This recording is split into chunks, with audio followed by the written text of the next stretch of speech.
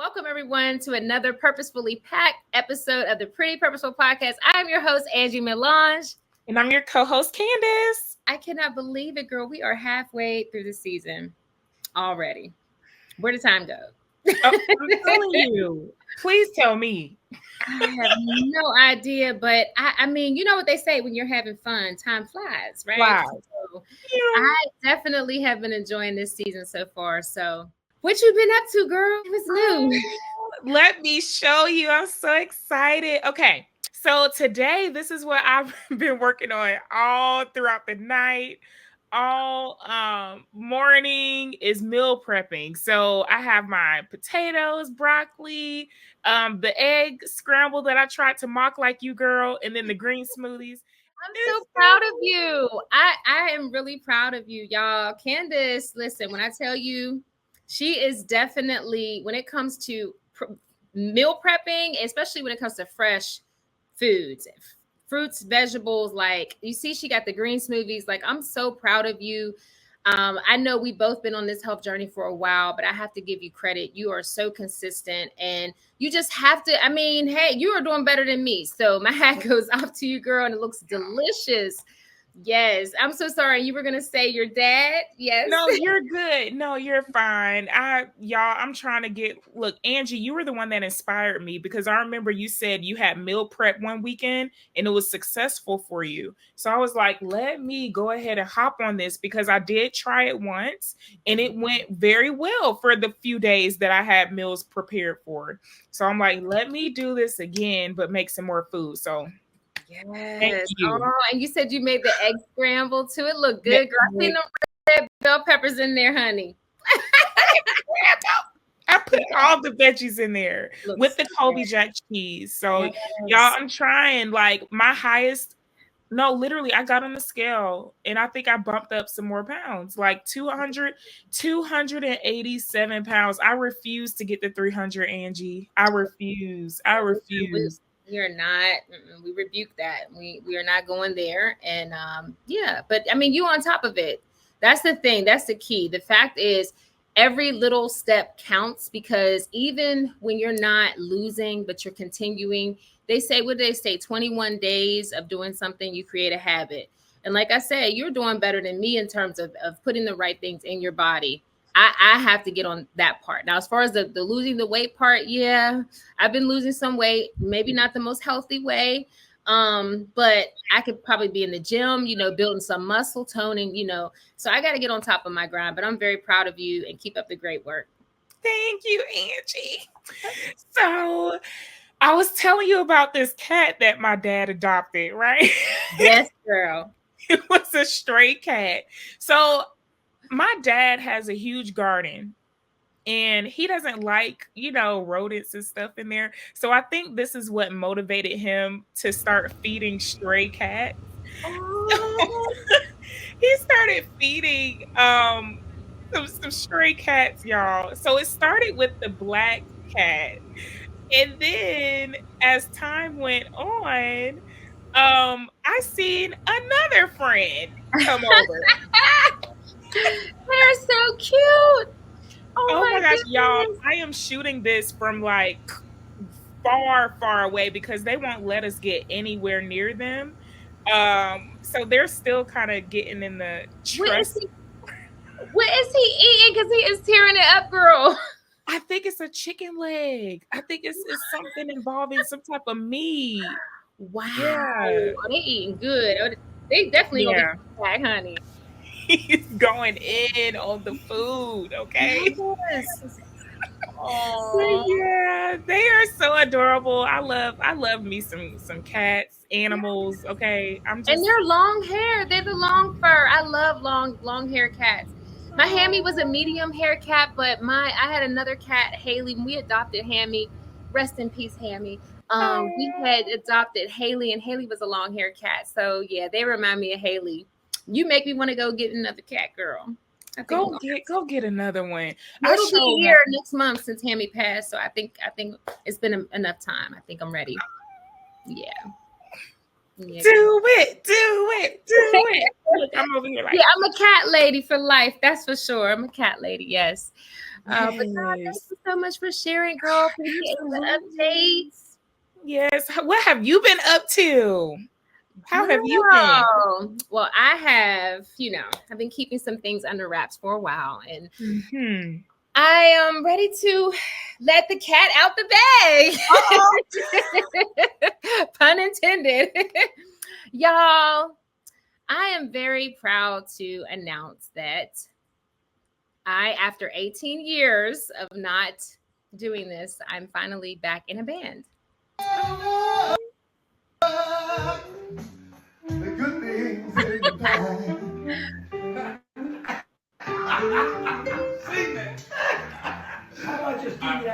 That was just a snip of us at our first rehearsal.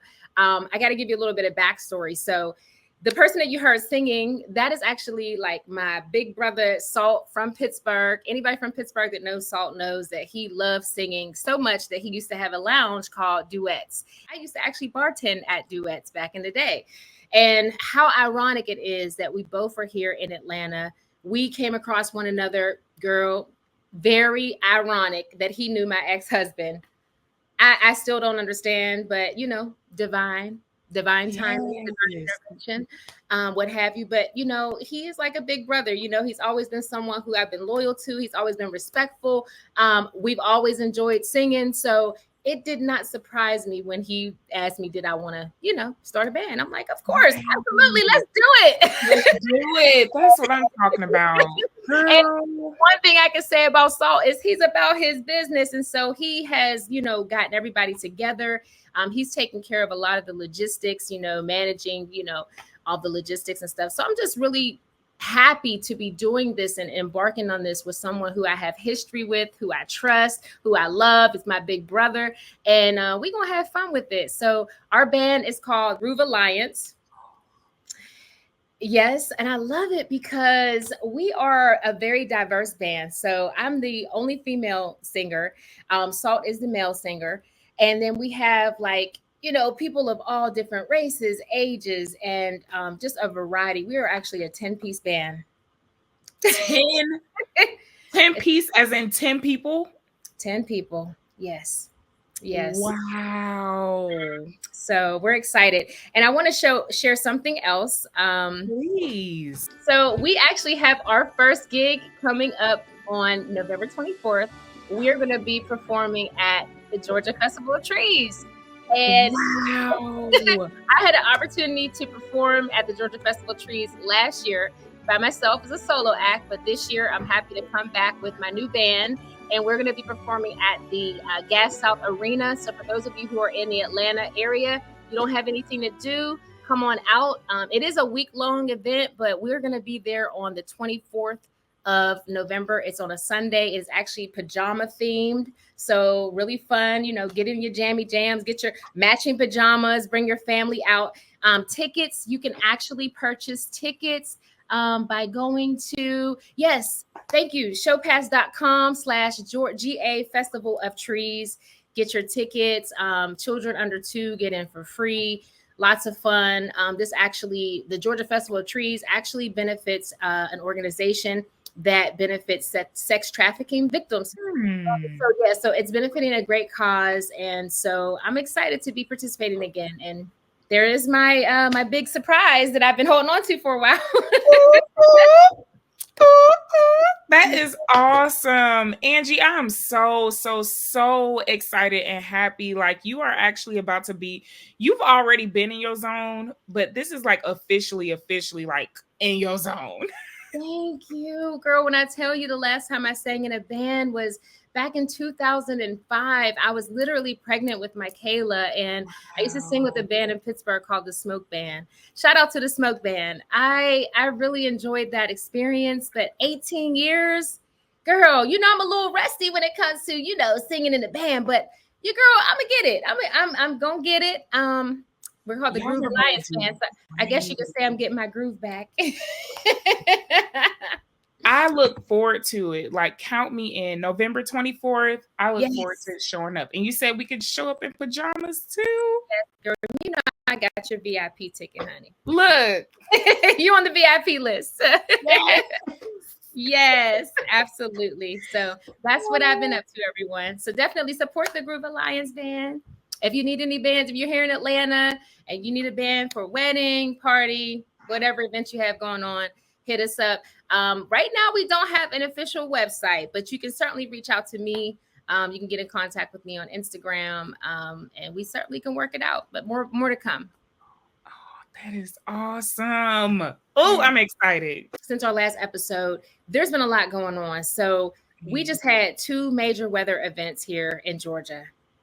And girl, you know, I'm from up north. The hurricane life, I don't know much about it, but I got my first experience living through a hurricane. It was Hurricane Helene was the first one that came through that impacted Georgia the most. And then right behind it came Hurricane Milton. So Candace, you got an update on what's been going on with the hurricanes in our area? Oh, so let me show you. So this is pretty much like, I guess, some survivors talking about their experiences after the fact.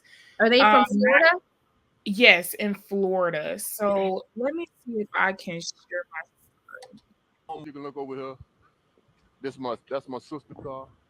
Wow, my gosh. Okay, that's my brother's truck. That's my.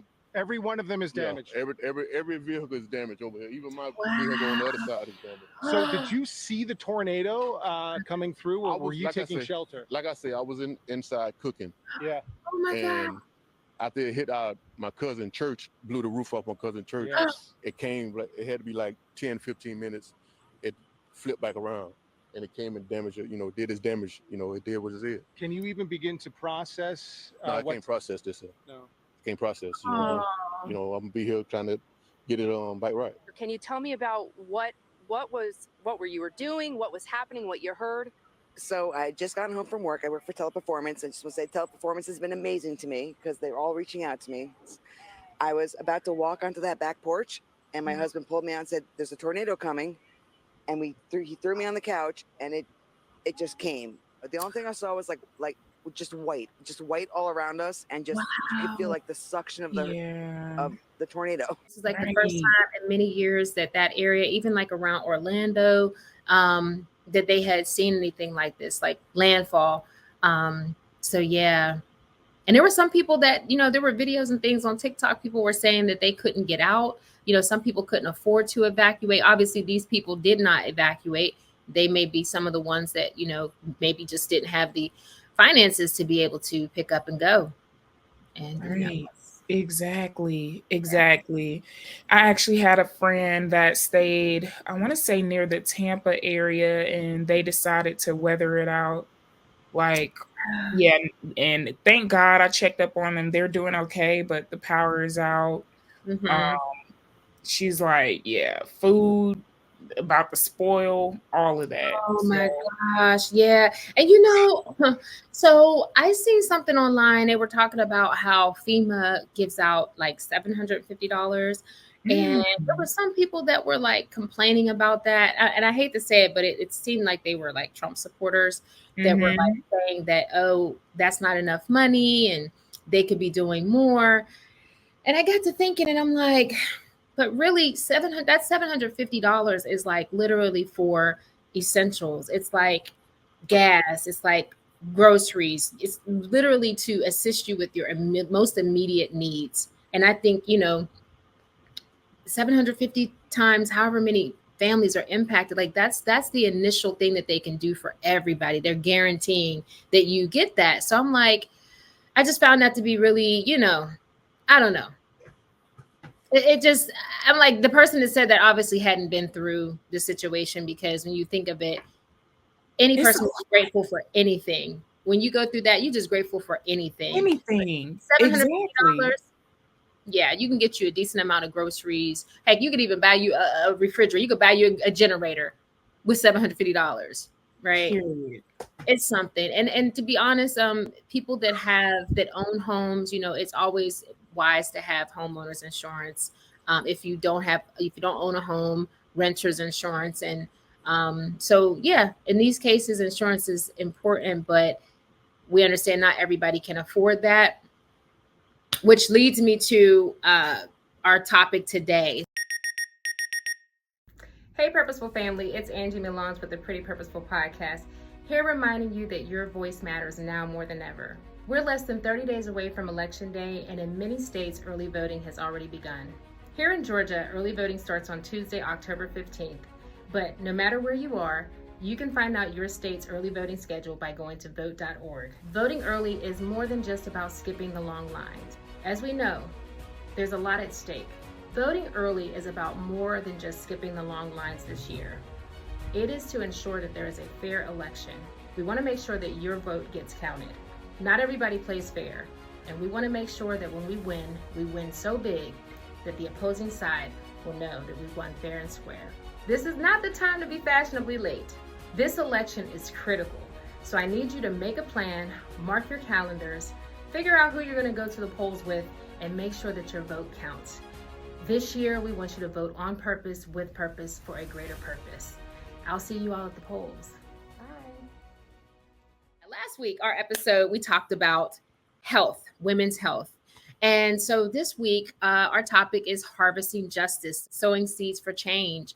And I wanted to kind of carry the conversation on from last week for we were discussing health into this week and just talking about the different disparities, that different populations face, and considering the impact of the hurricane. Again, depending on a person's socioeconomic status, their experience with this hurricane is going to be different. The aftermath of the hurricane is going to be different. So we're going to go ahead and get right into this topic. Last week, we talked about health, women's health. This week, we wanted to talk about healthcare as it relates to like marginalized populations, specifically like the Black and Brown communities. And as you know, like in Florida, for instance, with this hurricane, not everybody was able to pick up and get, to evacuate. And then, just again, dealing with the aftermath, not everybody's going to be able to recover as quickly. And that goes for people who may have been injured. There were lives that were lost in this hurricane. But when it comes to accessing care, there's so many different factors that impact, people's ability to access care. So I wanted to talk about that today and really dive into the topic of health disparities. And there's something called social determinants to health. Have you ever heard of that before, Candace? No. Yeah. So the first time I ever heard of social determinants of health, actually, I was managing a contact center in Pittsburgh, and we were the managed care organization for Medicare and Medicaid recipients. So those typically are people who are, if you're getting Medicaid, you're obviously living under the poverty level. Mm-hmm. Or if you're on Medicare, you are either disabled or you're a senior. So very vulnerable populations, essentially. And so when I learned about that term, I was so triggered, girl. When I was going through the training and stuff, I was triggered because I was like, this sounds like how I grew up. This sounds like the things that, I experienced growing up, things like, food insecurity, things like just lack of, having lack of income and opportunities for employment, and even just housing. I wanted to go ahead and give a definition of what the official definition of a social determinant to health is. So social determinants of health are conditions in the environments where people are born, grow, live, work, and age. These circumstances are shaped by the distribution of money, power, and resources at a global, national, and local level. So essentially, social determinants can impact not just Black and Brown communities, they can impact all races, mm-hmm. because you don't really choose where you grow up, right? Right. You a low income, white family or Mexican family, or, you don't get to choose. But based on those conditions, that will determine, how well or how much access you have to your health care. And so I actually had to do I chose to do research on health disparities within the Black community for my master's program. So I wanted to share a bit of that so that we can dive a little more deeper into specifically what caused these social determinants to health when we speak of Black and Brown communities, specifically the Black community. So I'm going to go ahead and add that here. And I got to put my glasses on so I can read this. All right. So after slavery was abolished in the United States, African Americans continued to experience racism, social injustices, and medical experimentation. You, Candace, you've heard of the Tuskegee experiments? Yes, Yes. I have. Mm-hmm. And additionally, segregation restricted African Americans from accessing the same economic opportunities as white Americans. African Americans experienced discrimination in housing, employment, income, and access to healthcare, all of which are social determinants to health. African Americans continue to experience structural racism and implicit biases. African Americans were more likely to work lower paying jobs, more likely to be uninsured, and rely on Medicaid. Hospitals and physicians were prohibited from discriminating against federal health programs. However, that did not stop them from closing in African American communities and moving to predominantly white neighborhoods. So, yes, so just from that bit of research, it was quite evident that after slavery, we really never had equal access to healthcare. Something in that research that stood out to me specifically was when they were saying that even when the government had started implementing programs like Medicaid and holding doctors and hospitals accountable for, making sure that they were following certain guidelines, right? What they would do so that they could avoid all of that is they would just pick up and move out of the communities where Black people were, right? And that actually happened where I used to live. I used to live in Braddock, Pennsylvania, which is right outside of Pittsburgh, Pennsylvania. And it was a very small town, rural Pittsburgh. And we had one hospital. It was Braddock Hospital. And yeah, while I was living there, I want to say they left in, let me see, 2000 and, because let me see, Michaela was born. So I want to say they left Braddock in like 2010 or 2011. But that wasn't too long ago. And hospitals were still doing this. So again, removing access to care. So now all the people that lived in that neighborhood who once could walk to the hospital, now I will say this, the care there was not the greatest. Yeah.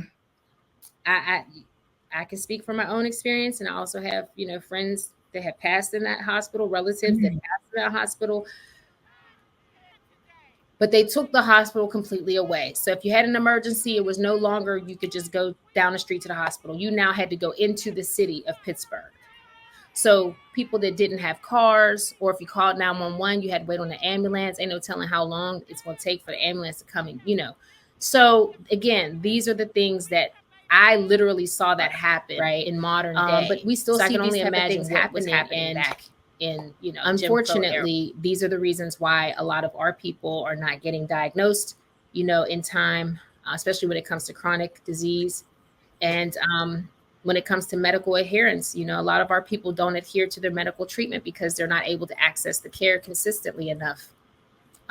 There also is medical mistrust. We don't necessarily trust the doctors because there's those implicit biases. They don't believe you when you say you're in pain, or when you tell them that, something is not working and you need a different, try something different. They're not willing to try. They want to try a cookie cutter approach, and they don't want to, take the time to learn what our community needs, what our specific, needs are. So what are your thoughts on that? What are your experiences, and what do you know about these health disparities? Angie, it just took me back to my grandfather who recently passed away on my dad's side.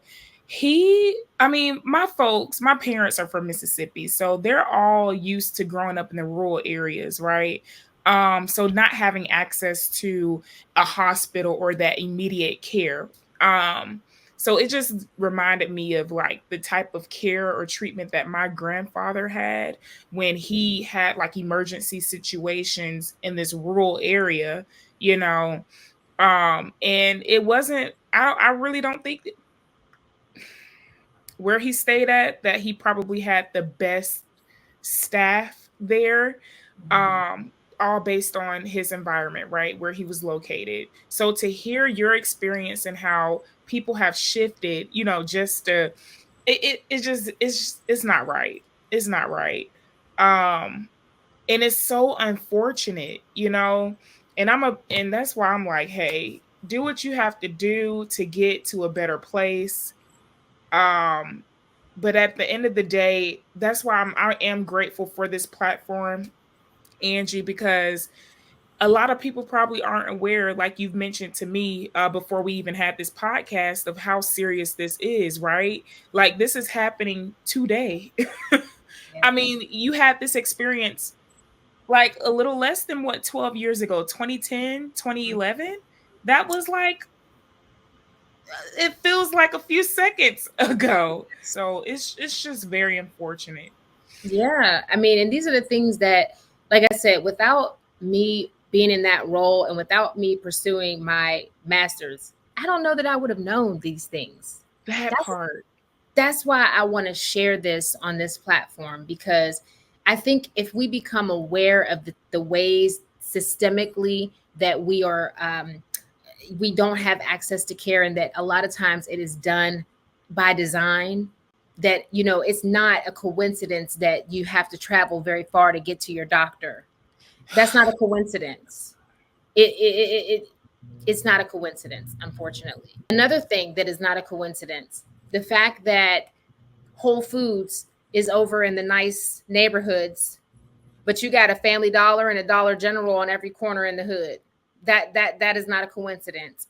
We talk about it. Talk about it, sis. Talk about it, sis. Let's talk about the food deserts and how in most urban, you know, low income communities, you've got these stores like Dollar General, Dollar Tree, that have, now don't get me wrong, they do have the frozen food section, and they do have like frozen vegetables, and they do have proteins. So they don't just have the dry goods and like the carbs, you know, the candies and all that, right? So they have made some efforts. However, you're not going to find any fresh vegetables in any of those stores.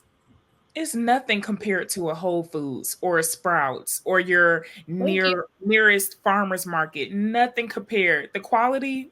I mean, even the food that is in the freezer in the frozen section has to have, you know, they put the additives and things in there to make it, yeah. Right. So, yeah, that's not a coincidence. And that is definitely something that we have to continuously raise awareness. And, you know, this is why I'm getting ready to get on my voting kick, but this is why voting is so important. Your local, the mayors, you know, your councilmen, the people in your local areas that have the ability to have access to funding, that can use funding to be able to prove, you know, development of, you know, these different places. I mean, specifically be intentional and say, hey, this area does not have you know, fresh produce, and we need to get a grocer in here. Who can we get in here? You know, maybe we can work with a local farmer. You know, maybe we can have a farmer's market weekend. These things have to be done intentionally to be able to offset this deficit that we have in our communities. So when you see things like the local gardens, you know, the community gardens, those are very necessary. If you don't have a community garden, you might want to consider starting one. Like Candace, you have your own garden, right? Hello, love it. Yes. It's magical. Another thing is, you know, encouraging your local leaders, your mayors, your councilmen, to you know, have like farmers markets, you know, so that farmers can come in and bring fresh produce until they're able to actually have a brick and mortar like grocer in that area. You know, I mean, sign petitions. You know, you have to be, you know, an activist about these things.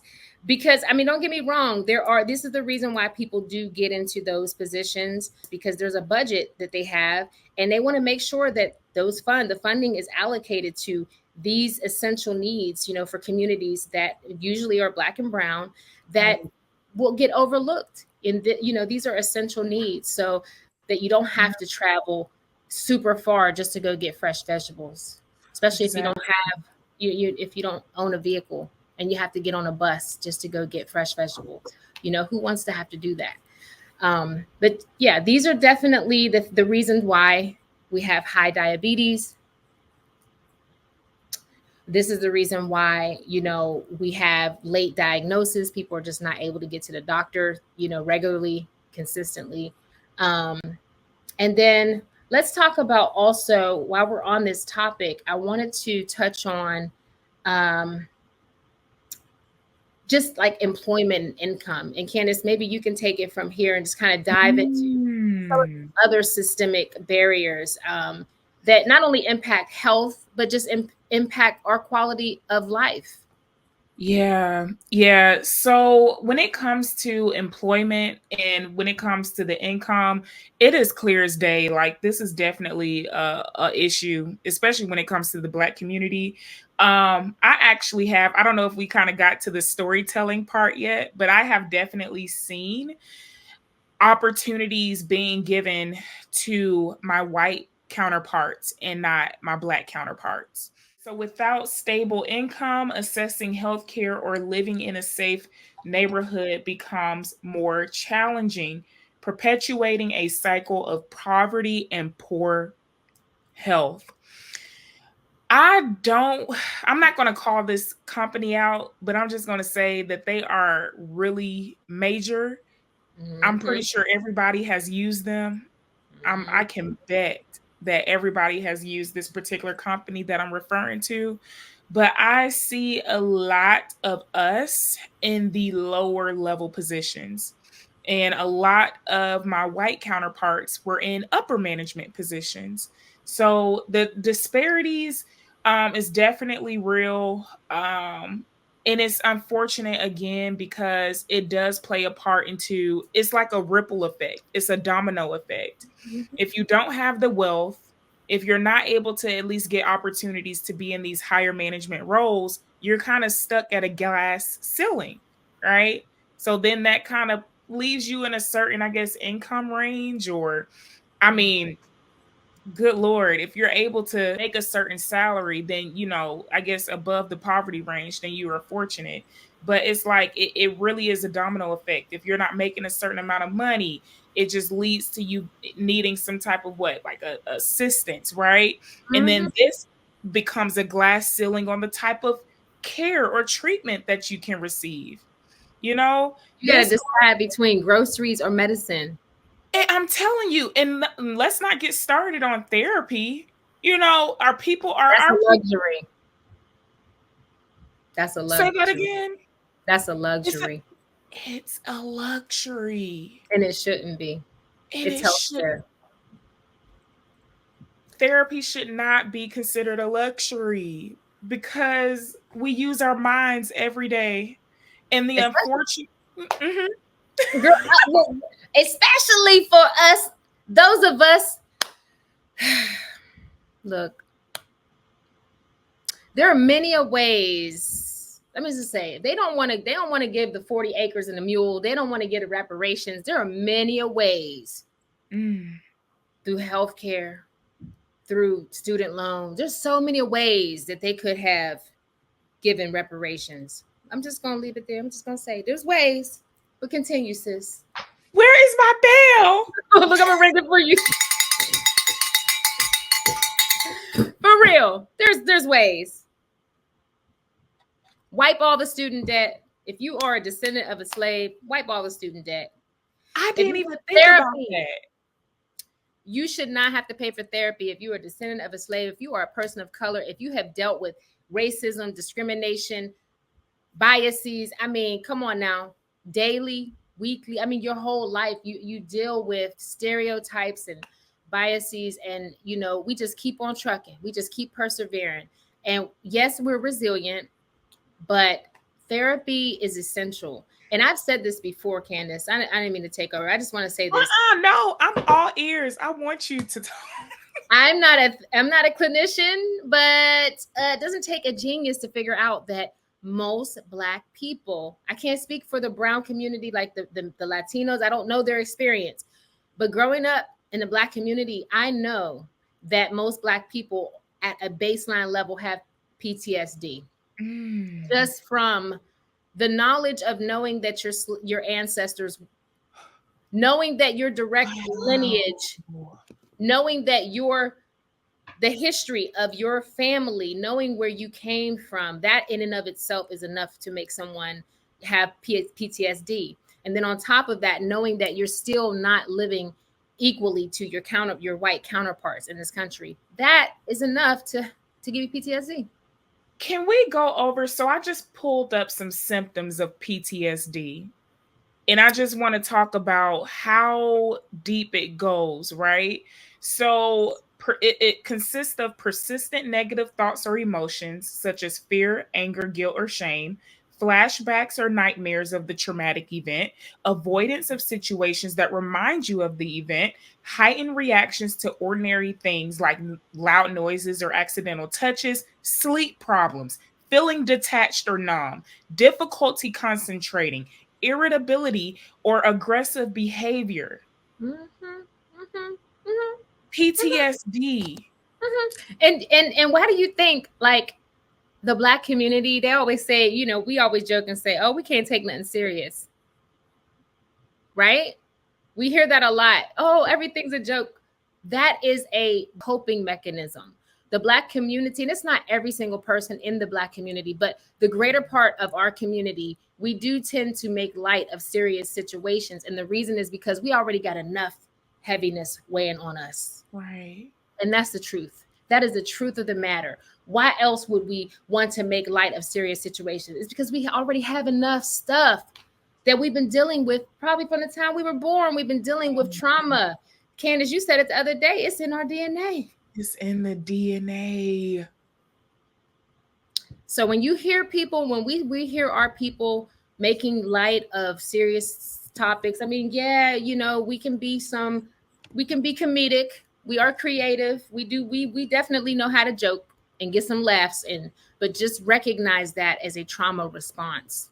Know that is a trauma response, and just empathize. Maybe laugh, but know that's definitely some trauma. Because we definitely some fools, but guess what? We are fools because that is how we cope. They say laughter is the medicine to the soul. That's right. I'm happy you brought up that DNA example, right? Because I was like, oh, let me see if I can pull it up. So, transgenerational trauma. So there's this researcher, Dr. Joy DeGroy, and she theorized that the extreme trauma of slavery, which it can be considered PTSS, so post-traumatic slave syndrome, that possibly has been passed down through generations, impacting the mental health of descendants even today. See, I'm glad that you shared that, because I was unaware that there's actually a specific condition, and I'm thankful that we are differentiating that from PTSD, because me not knowing of this other condition, I didn't know. Now that I know, I will properly call it what it is. But knowing that was essentially what I've been saying, is that we definitely have some post-traumatic stress. Yeah, but I didn't even know it was a term. PTSS. I'm just now learning this. But we need that, Candace. We need these type of medical terms for our specific conditions that relate to people of our community, instead of them just slapping just a general label. Again, I use PTSD because in a general form, the things that we've experienced, they fall under the umbrella of PTSD. But that is a great example of what I mean, what it means to get the care that you need that is specific to your community, your needs. We don't need to be treated the same way someone else who may have PTSD, if our PTSD is definitely related to our identity and our history. Mm. So I'm glad that you shared that. Thank you so much. Wow. I can't wait to look more into that. Definitely. Girl, me too, because it's just, you could go into a black hole. But you know what? It's so needed because there's been for so many years, so many general medical conditions and terms have been slapped on us as though we fall into the broader, community or the broader, human race. And while there are certain medical conditions that we all, that would apply to all of us, as it relates to mental health, no, you absolutely have to consider generational, genealogical, all of that stuff has to be taken into consideration. Absolutely. And if you're not going to a culturally competent provider, then you're not going to be getting diagnosed properly. And we talked about this in season 2. Sure did. Sure I say, did. providers, y'all better do y'all research. So check out this statistic. 1 in 3 Black boys born today can expect to go to prison in his lifetime, compared to 1 in 6 Latino boys and 1 in 17 white boys. Yeah. 1 in 17. That's so believable. But 1 out of 3, like, yeah, we know. Really, probably 3 out of 3. Let's be clear. Let's be really real. Let's be really real. Because I'm a female. I'm not a Black boy, but as a a little mixed girl, Black girl coming up in a Black neighborhood, I definitely had my run-in. And most people that I know in my family have had at least one run-in with the law. Whereas if they were Caucasian, they wouldn't have. Yeah. If I counted the closest Black men to me, I could put them on my hand. If I were to put them on my hand, I could tell you 2. Yeah, 2 out of the 5 have did some time. Wow. Yeah. Yeah, it's a very real thing. And like you were saying, why it's so important for us to vote. Changes in sentencing laws and policies rather than crime rates are primarily responsible for the increase in incarceration. Drug offenses have played a significant role with Black men being incarcerated, right? Or individuals in general. For drug offenses at 10 times the rate of our white counterparts, despite similar usage rates.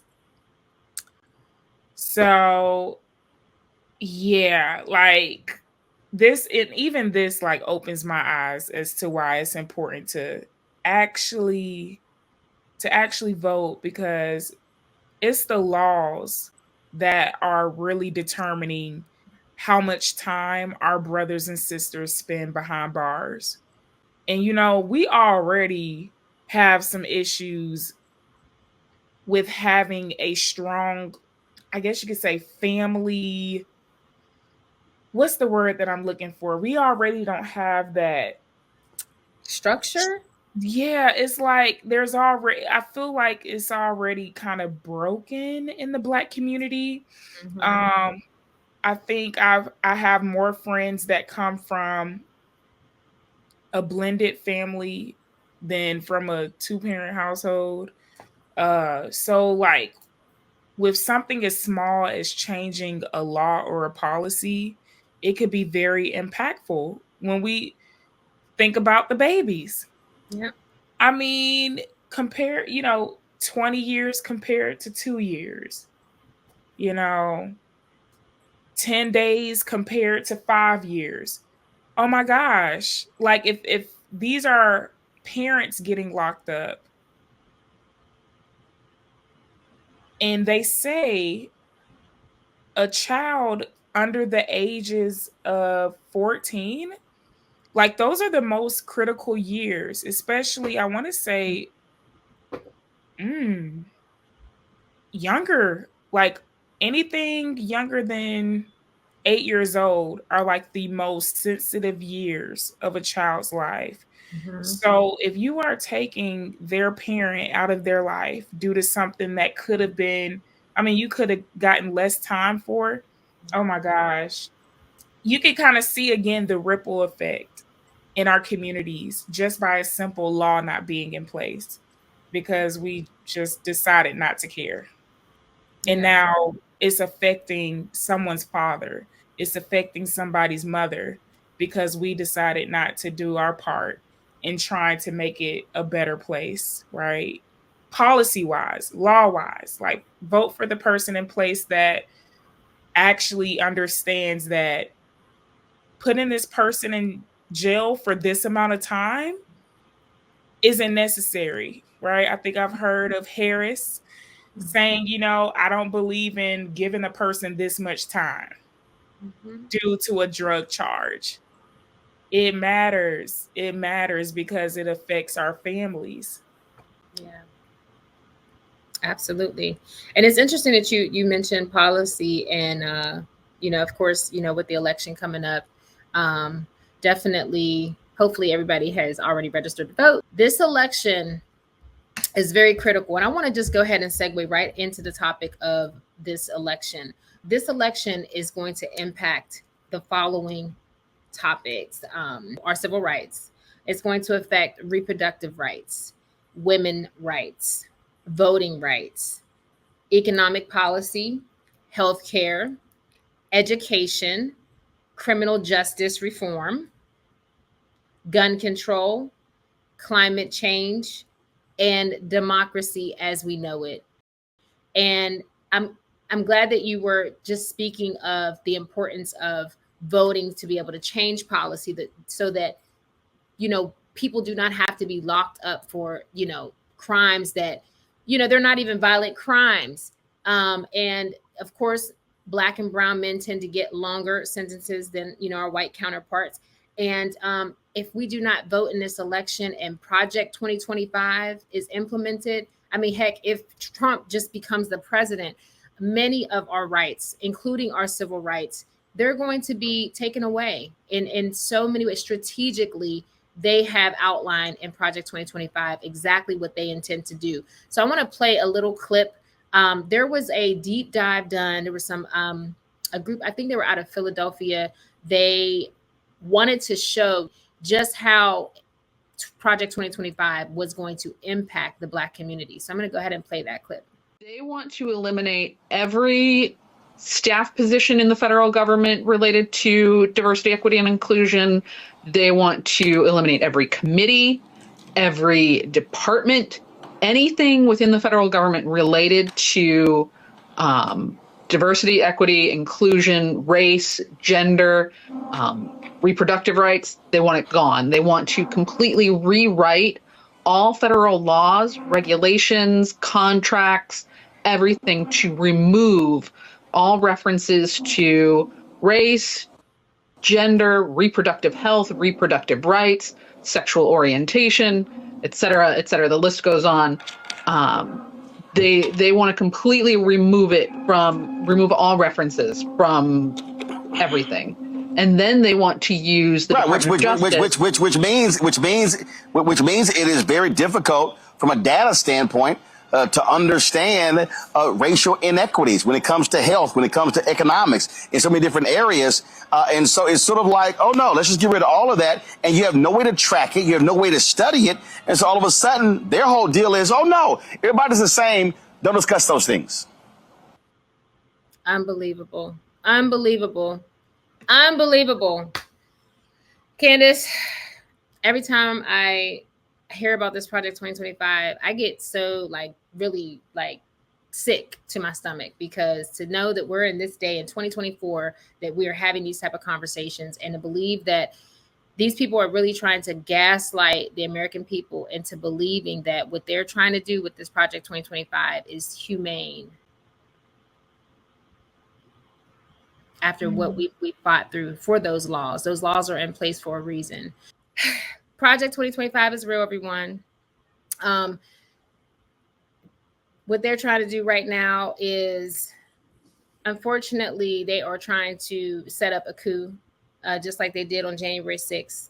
I saw a ad for Trump, and it looked like a picture of Civil War, like a boat with like some soldiers from the Civil War era. There's no black person, no brown person, just a recent ad. A recent ad. Like they trying to go back to the Revolutionary Civil War era. Girl. I couldn't believe it. I couldn't believe it.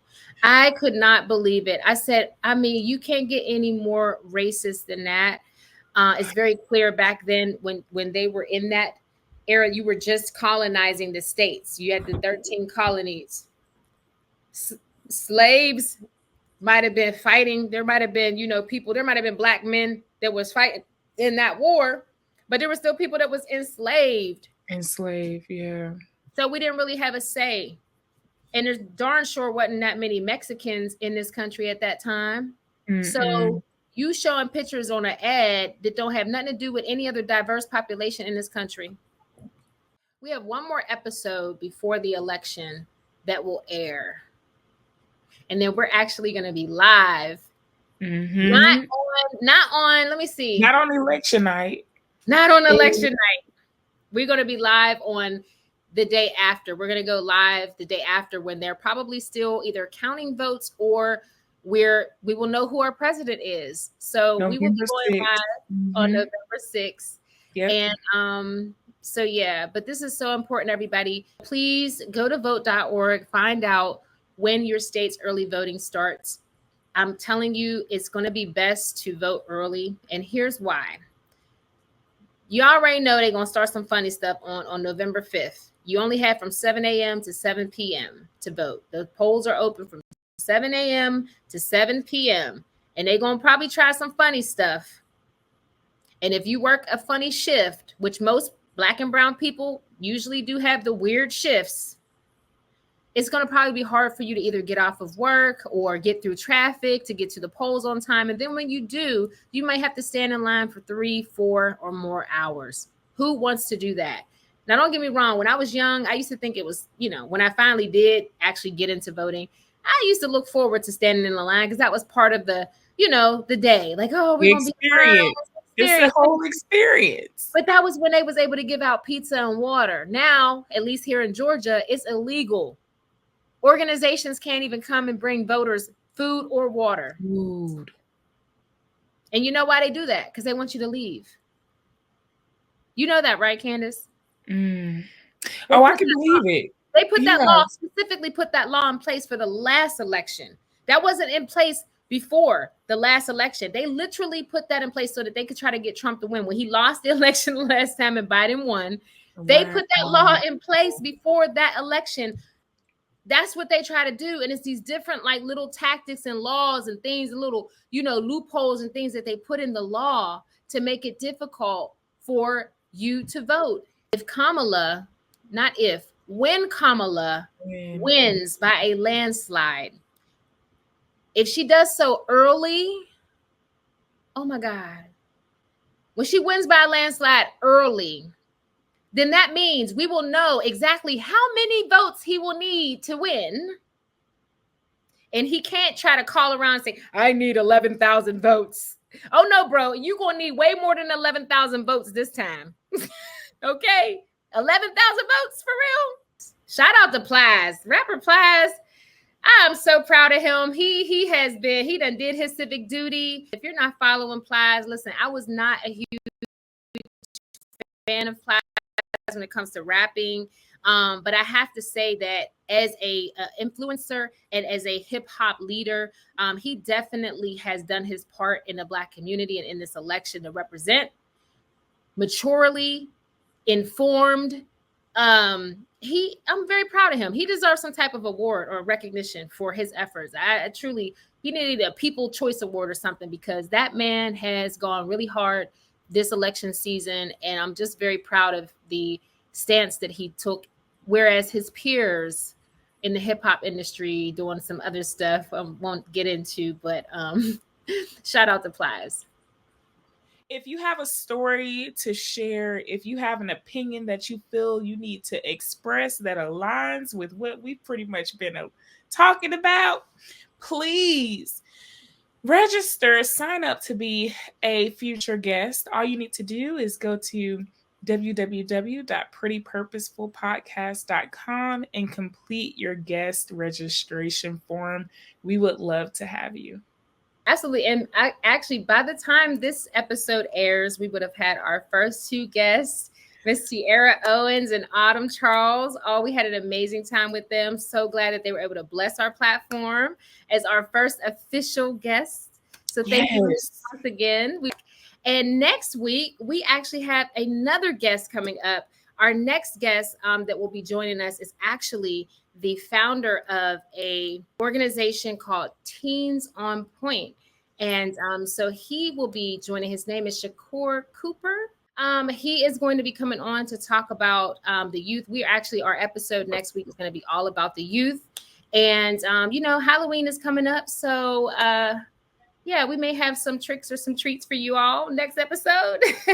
Definitely, if you haven't already, subscribe, hit the like button. If you haven't followed us, you can follow us on Instagram at Pretty Purposeful Podcast. And as always, it's okay to be pretty, but even better to be pretty purposeful. Bye.